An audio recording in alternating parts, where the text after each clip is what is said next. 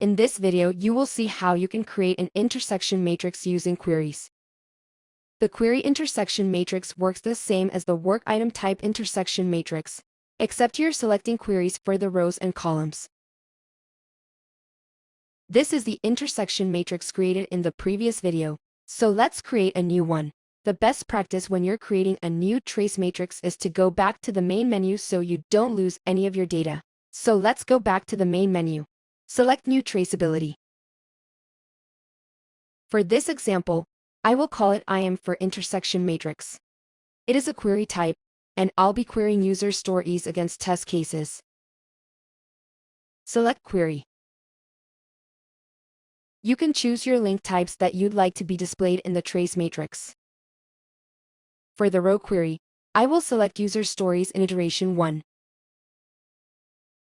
For the column query, I will select test cases in iteration 1. Run the matrix, and you see here the relationship between these two queries. By hovering over the intersection point of any two work items, you can create links with a plus sign or break links with a minus sign.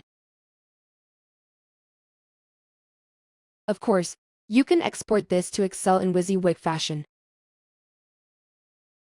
You have seen how to create an intersection matrix using queries. Thank you so much for watching this series on trace analysis.